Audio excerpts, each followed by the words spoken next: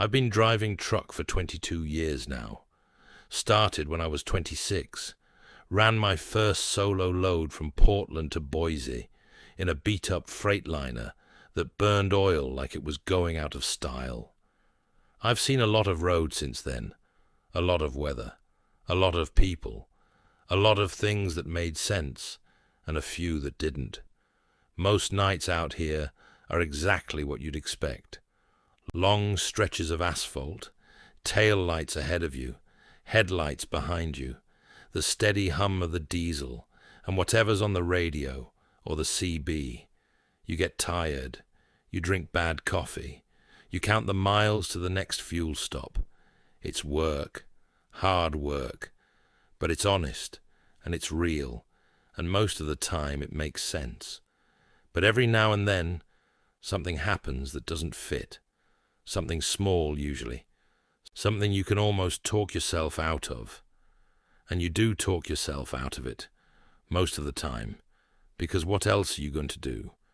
You've got a delivery window to hit, and a dispatcher who doesn't care about anything except whether the load gets there on time. But those things stay with you. The small things that didn't fit. They sit in the back of your mind while you're rolling down I-80 at 2 in the morning, and sometimes they come back up when you pass the same stretch of road, or see the same kind of light in your mirror, or hear a certain kind of silence on the CB. I'm not here to tell you what any of it means. I don't know what it means. I just know that the road at night is a different place than it is during the day, and if you spend enough time out here, you're going to see something that doesn't fit. Maybe you'll talk yourself out of it. Maybe you won't. Either way, it'll stay with you. I want to tell you about some things I've heard from other drivers. Some of them I know personally. Some I met once at a truck stop and never saw again. Some of these stories are mine. All of them are real, as far as I can tell. Real in the sense that the people who told them believed what they were saying. Real in the sense that something happened, even if we can't explain what. You can decide for yourself what to make of them. The first one comes from a guy named Ray Milhouse. I met Ray at a pilot just outside of Elko, Nevada, maybe 4 years ago. He was sitting in the driver's lounge with a cup of coffee that had gone cold, staring at the TV without really watching it. I'd seen him around before, but we'd never talked much. That night, he seemed like he wanted to talk, so I sat down and listened. Ray had been running I-80 eastbound across Nevada, coming out of Reno with a load of restaurant equipment headed for Salt Lake City. It was late October, and the weather was clear and cold. He'd left Reno around 8 at night, planning to push through to Wendover and grab a few hours of sleep before finishing the run in the morning. He said the road was empty that night. Not unusual for that stretch. I-80 through Nevada is one of the lonelier interstates you'll run, especially after dark. Long, straight sections, no towns, just sagebrush and darkness, and the occasional set of headlights going the other way. Ray was about 40 miles east of Winnemucca when he saw the guy on the side of the road. It was just after midnight. Ray came over a low rise and saw him standing next to a pickup truck, hood up, hazards flashing. The guy was waving, not frantic, just a steady wave like he needed help, and figured someone would stop eventually. Ray almost didn't stop. He wasn't supposed to, really. Company policy. But it was cold out there, and the guy was alone, and Ray's a decent person. He pulled onto the shoulder about 30 yards past the pickup and put his flashers on. The guy walked up to Ray's window. He was maybe 60, 65, wearing a flannel jacket and a baseball cap. He looked tired, but calm. He said his alternator had gone out and his battery was dead. He had a new alternator in the bed of the truck, but he didn't have the tools to put it in, and his phone had no signal out there. Ray said he'd help. He had a decent toolkit in the sleeper, and he'd done enough roadside fixes over the years to know his way around an engine. The guy thanked him, said his name was Carl, and they got to work. It took about 45 minutes. The alternator wasn't hard to replace once they got the old one off, but a couple of the bolts were rusted, and they had to work them loose carefully. Carl didn't talk much while they worked. He mentioned he lived in Battle Mountain, that he'd been visiting his daughter in Reno, that he appreciated the help more than he could say. When they finished, Carl started the truck, and it fired right up. He let it run for a minute to make sure the battery was charging, then shut it off and shook Ray's hand. He reached into the cab of his pickup and pulled out a thermos. He said he'd filled it with coffee before he left Reno, and it was still hot, and he wanted Ray to take it. Ray tried to say no, but Carl insisted, said it was the least he could do. Ray took the thermos, told Carl to drive safe, and got back in his rig. He watched Carl pull onto the highway, headed west. Then he merged back on himself and kept going east. He didn't think much about it until he stopped for fuel in Wells about 2 hours later. He was pouring himself a cup of coffee from Carl's thermos when he noticed the sticker on the bottom. It was a little faded, but he could still read it. Battle Mountain High School Booster Club, it said, with a phone number underneath. Ray figured he'd call the number when he got a chance, just to make sure Carl had made it home okay. He tried the next morning from a rest area outside of Salt Lake City. The woman who answered said she was the secretary for the booster club. Ray explained that he'd helped a guy named Carl on I-80 the night before, and Carl had given him a thermos with this number on it, and he just wanted to make sure Carl was all right. There was a long silence on the other end. Then the woman asked him to describe Carl. Ray did. Flannel jacket, baseball cap, about 65, driving an older pickup truck, said he lived in Battle Mountain. The woman's voice changed. She said that sounded like Carl Hendricks. She said Carl had been a teacher at the high school for 30 years, and a volunteer coach even longer. She said Carl had died in a car accident on I-80 18 months ago, eastbound, about 40 miles outside of Winnemucca. Alternator failure caused his battery to die. He pulled over to fix it, and a semi clipped him in the dark, killed him instantly. Ray said he didn't say anything for a while. The woman asked if he was still there. He said he was. She asked him where he'd seen Carl. Ray told her. She said, that was the spot. That was where it happened. Ray still has the thermos. He showed it to me that night at the pilot. It's exactly like he described. Blue metal, a little dented, with the Battle Mountain High School sticker on the bottom.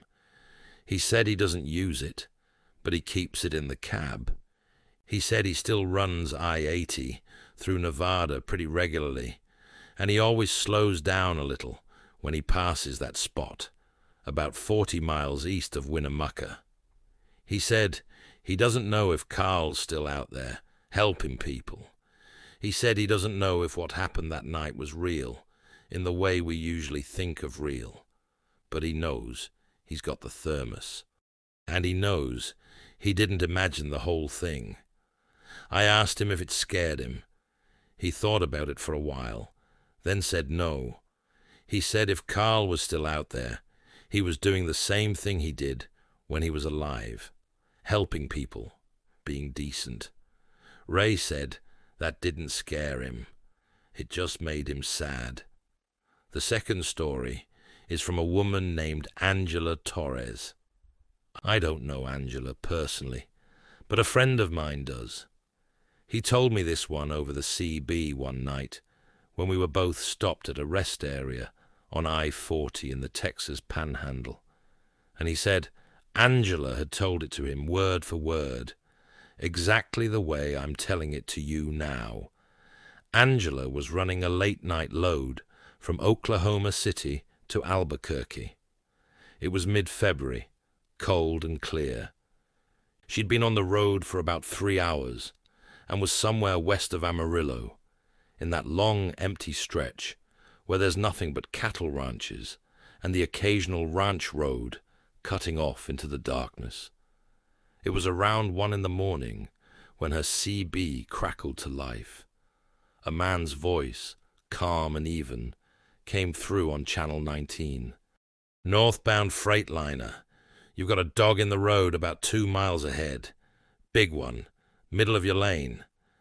Angela keyed her mic and said thanks. She wasn't northbound, though. She was westbound, and she was driving a Kenworth, not a Freightliner. She figured the guy had her mixed up with someone else. But she kept her eyes on the road anyway, and sure enough, about 2 miles later, there was a dog, a big German shepherd, standing right in the center of her lane. She slowed down, hit her horn, and the dog moved off to the shoulder. She drove past it without incident. She keyed her mic to thank the guy, whoever he was. "Appreciate the heads up on that dog. You just come through here?" No response. She tried again. "Whoever called out that dog, thank you. I'm clear now." Still nothing. Then a different voice came on, older, rougher. "Who you talking to, driver?" Angela said. "Guy who warned me about the dog in the road, couple miles back." The other voice said, "Ain't nobody on this channel but you and me. I've been listening for the last hour. You're the first person I've heard say anything." Angela felt a little chill run through her.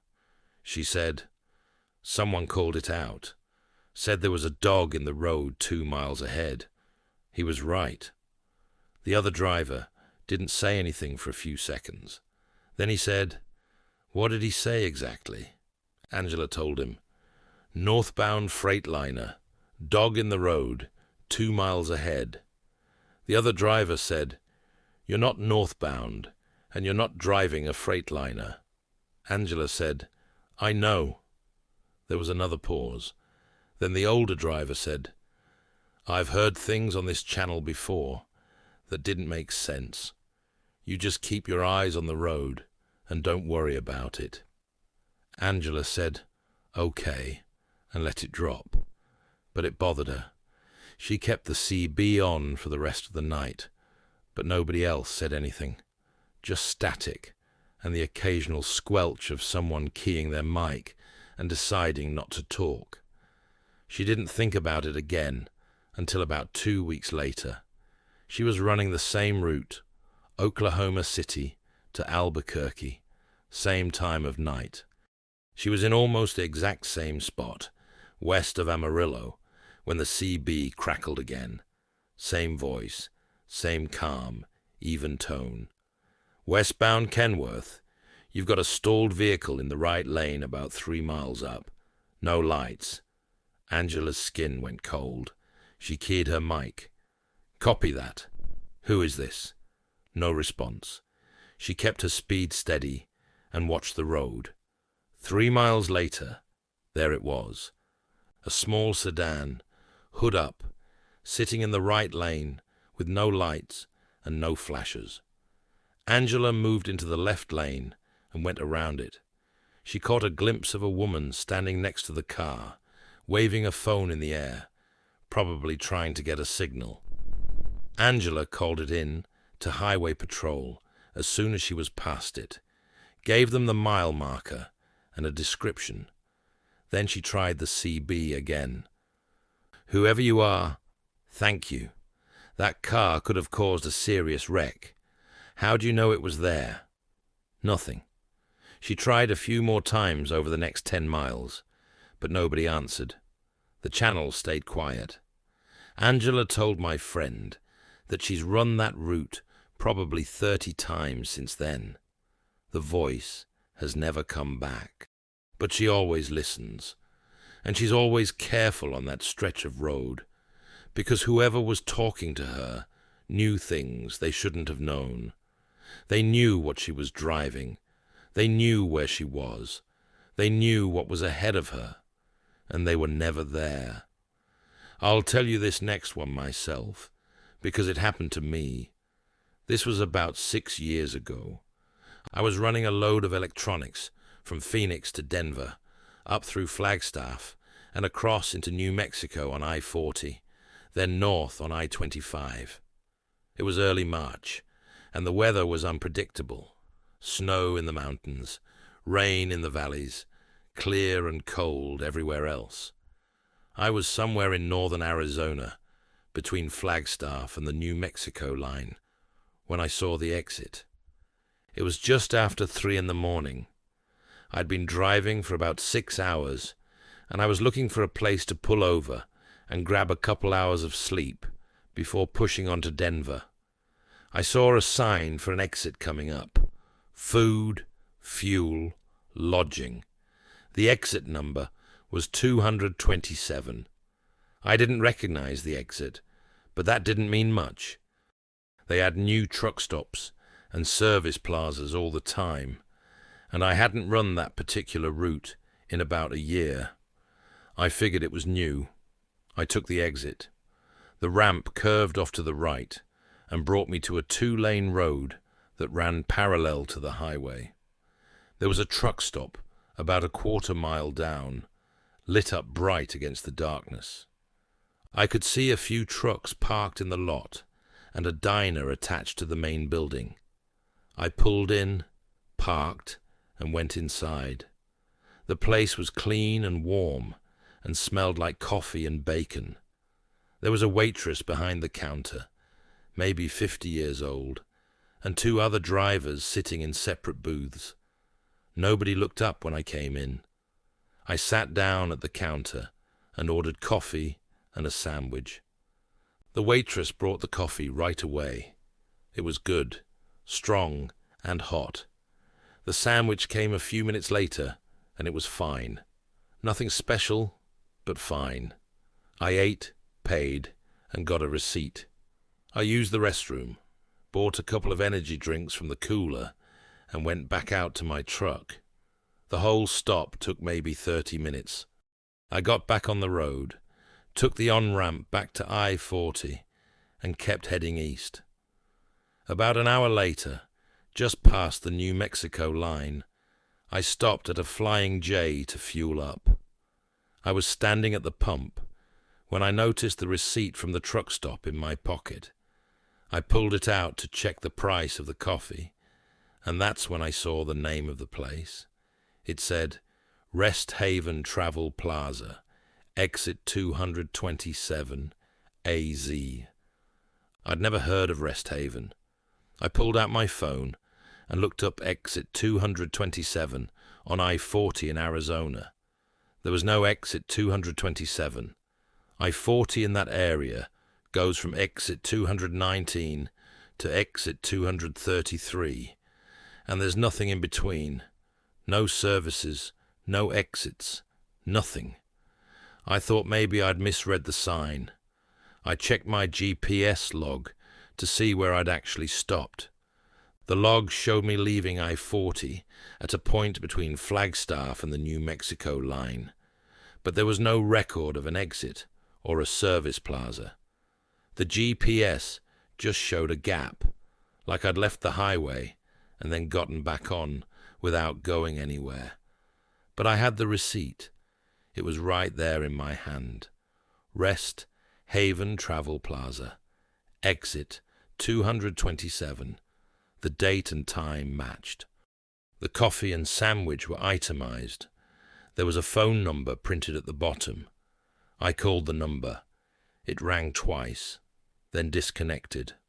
I tried again. Same thing. I tried a third time and got a recording that said the number was not in service. I still have that receipt. It's in my logbook, tucked into the page for that trip. I've looked for that exit every time I've run that route since then. I've never seen it again. I've asked other drivers if they've ever heard of Rest Haven or Exit 227. Nobody has, but I've got the receipt. And I remember that coffee. I remember the waitress and the two other drivers and the smell of bacon and the clean restroom and the bright lights in the parking lot. I don't know where I stopped that night, but I know I stopped somewhere. The next one comes from a driver named Marcus Webb. I met Marcus at a way station in Wyoming a couple years back. We got to talking while we waited for the DOT guys to finish their inspections, and he told me this. Marcus was running I-90 eastbound through Montana, coming out of Missoula with a load of lumber headed for Billings. It was late September, just starting to get cold at night. He'd left Missoula around 10 at night, planning to make Billings by morning. The road through Montana on I-90 is beautiful during the day and lonely as hell at night. Long stretches of nothing, mountains on either side, the occasional ranch light way off in the distance. Marcus said he liked that route, though. It gave him time to think. He was about an hour east of Missoula when he noticed the headlights behind him. They'd been there for a while, maybe 10 or 15 miles, keeping a steady distance. Not close enough to be tailgating, but close enough that Marcus could see them clearly in his mirrors. He figured it was another truck, maybe someone running the same route. But after a while, he noticed something odd. The headlights weren't moving. They stayed exactly the same distance behind him, no matter how fast or slow he went. When he sped up a little on a downhill, they sped up. When he slowed down for a curve, they slowed down. The distance never changed. Marcus started paying more attention. He watched his mirrors more than the road. The headlights were there, steady and constant, always the same distance back. He tried his CB. "Hey, driver behind me on 90 eastbound. You running to Billings?" No answer. He tried again. "Anybody on I-90 eastbound near Drummond? You copy?" Nothing. He kept driving. The headlights stayed where they were. Marcus started to feel uneasy. It wasn't natural, the way they stayed so perfectly consistent. He thought about pulling over, letting whoever it was pass him, but something told him not to. He kept going. The headlights followed. Then, maybe 20 miles later, he came around a long, sweeping curve, and the road straightened out. He looked in his mirror. The headlights were gone. Just like that. Gone. No taillights disappearing in the distance. No sign of them turning off or pulling over. Just gone. Marcus slowed down, checked all his mirrors, looked for any trace of them. Nothing. The road behind him was completely empty. He pulled over at the next rest area and got out of his truck. He walked around, checked his trailer, checked his lights, just to make sure everything was working properly. Everything was fine. He got back in and sat there for a few minutes, trying to make sense of it. Then he noticed something. There was a piece of paper tucked under his windshield wiper. He got out and grabbed it. It was a small handwritten note on the back of a gas receipt. The handwriting was shaky, like it had been written in a hurry. It said, "Check your airline coupling at the next stop. Third axle. Loose." Marcus looked at the note for a long time. Then he walked back to his trailer and checked the airline coupling on the third axle. It was loose. Not bad, but loose enough that it could have caused a problem if it had worked itself free while he was driving. He tightened it up, walked back to the cab, and looked at the note again. There was no signature, no name, just the warning. Marcus got back on the road and finished his run to Billings without incident. He still has the note. He said he doesn't know who put it on his windshield or how they knew about the airline. He said he never saw anyone at that rest area, never heard anyone walking around his truck, but someone knew, and they warned him. This one comes from a guy named Danny Ortiz. Danny runs refrigerated loads, mostly produce, up and down the West Coast. I met him at a truck stop in Bakersfield, and we've stayed in touch over the years. He told me this story one night over the phone when we were both parked at different stops, about 1,000 miles apart. Danny was running north on I-5 through California, bringing a load of lettuce from the Salinas Valley up to Sacramento. It was late June, hot during the day, but cool at night. He'd left Salinas around midnight, hoping to beat the morning traffic in Sacramento. Somewhere around 2 in the morning, north of Kettleman City, he picked up a hitchhiker. He didn't mean to. Company policy says no riders, and Danny's not the type to break rules. But the guy was standing on the on-ramp, thumb out, and when Danny's headlights hit him, he saw that the guy was young, maybe early 20s, and looked exhausted. Danny slowed down without really thinking about it, and before he knew it, he'd stopped. The kid walked up to the passenger window. Danny rolled it down. The kid said he was trying to get to Sacramento, that his car had broken down about 10 miles back, that he'd been walking for hours. He said he'd pay for gas if Danny could give him a ride. Danny knew he shouldn't, but the kid looked harmless and desperate, and Danny remembered being young and broke and stranded. He told the kid to get in. The kid climbed up into the cab, said his name was Jesse, and thanked Danny about 5 times. He didn't smell like alcohol or drugs, didn't seem dangerous, just tired. They drove in silence for a while. Danny asked Jesse a few questions. Where was he from? What was he doing out here? That kind of thing. Jesse said he was from Modesto, that he'd been visiting a friend in Paso Robles, that his car had overheated and died, and he didn't have money for a tow. Danny said he understood. He told Jesse he could ride as far as Sacramento, but he'd have to keep quiet about it, because Danny wasn't supposed to have riders. Jesse said he understood. He said he appreciated it more than Danny knew. They drove for another hour or so. Jesse didn't talk much. He stared out the window at the darkness, occasionally nodding off, and then jerking awake. Danny turned on the radio, low, just for some background noise. Somewhere around 4 in the morning, Danny glanced over at the passenger seat. Jesse was gone. Not asleep, not slumped down. Gone.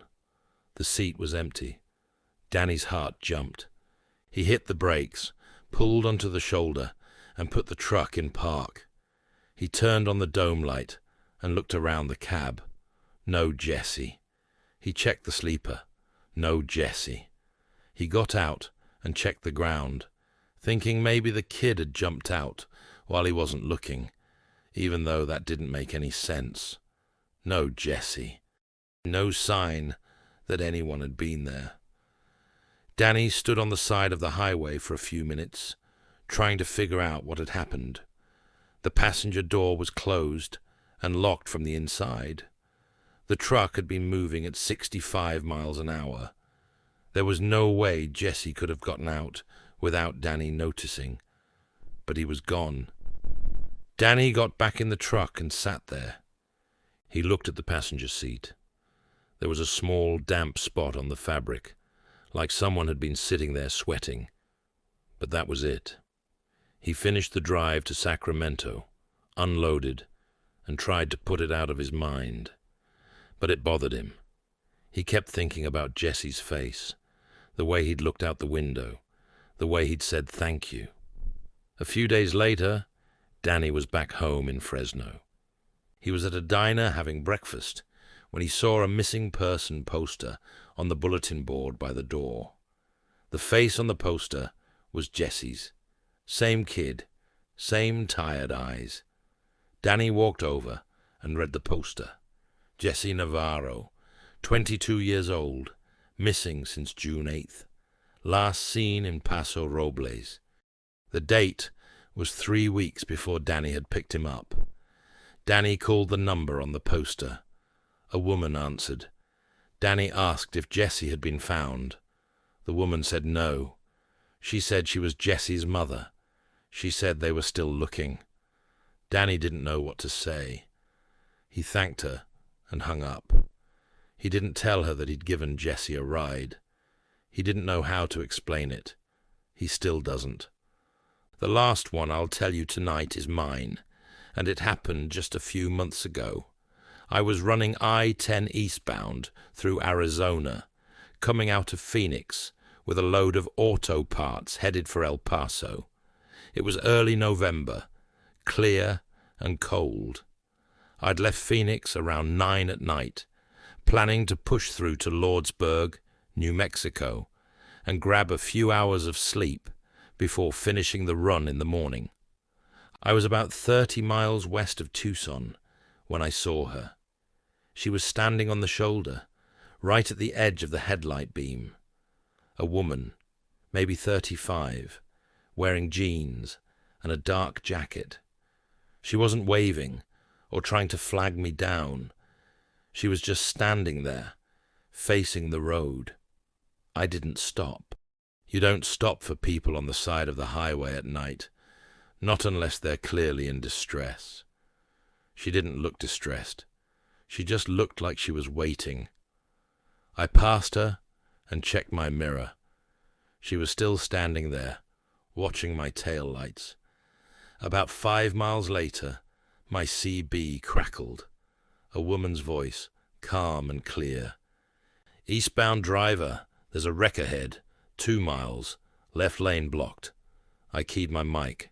Copy that. How bad is it? No response. I slowed down and kept my eyes on the road. 2 miles later, there it was.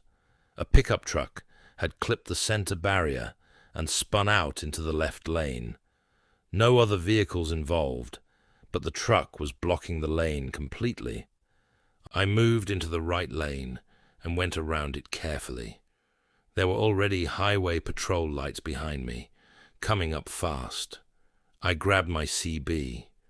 Appreciate the heads up on that wreck. You all right out there? No response. I thought about the woman on the shoulder. I thought about the voice on the CB. The voice had been a woman's voice. Calm, clear. I kept driving, but I couldn't shake it. Something about it felt wrong. Or not wrong exactly. Just not right. I pulled into a rest area about 20 miles later and checked the news on my phone. There was a report about a fatal accident on I-10, westbound, about 40 miles west of Tucson. A woman had lost control of her car and hit the barrier. She died at the scene. The accident had happened 3 days earlier. The rest area had Wi-Fi, so I looked up more details. There was a photo of the woman. I recognized her. Same face, same dark jacket.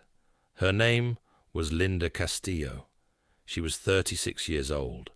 She'd been driving home to Phoenix from Lordsburg when the accident happened. I sat in my truck for a long time, looking at that photo. Then I got back on the road and finished my run. I've been through that stretch of I-10 maybe a dozen times since then. I've never seen her again, but I always slow down when I get to that spot, 30 miles west of Tucson, and I always pay attention when someone warns me about something up ahead, because I don't think she was trying to hurt me. I think she was trying to help. I told you at the beginning that I don't know what any of this means. I still don't. I'm not a superstitious person. I'm not religious. I fix what's broken, and I drive what runs, and I don't spend a lot of time thinking about things I can't explain. But I know what I've seen. I know what I've heard, and I know that the road at night is not the same place it is during the day. Maybe some people stay on the road after they're gone. Maybe they're trying to finish something they started, or help someone the way they wish someone had helped them. Maybe the road keeps them here, because it's the only place they knew. I don't know. What I do know is this. If you're out here long enough, you're going to see something that doesn't fit. Something that makes you question what you thought you knew about the way things work. When that happens, don't panic. Don't try to explain it away if it doesn't want to be explained. Just pay attention. Keep your eyes on the road. And if something tries to help you, let it. The road takes care of its own, one way or another. I'll see you out there.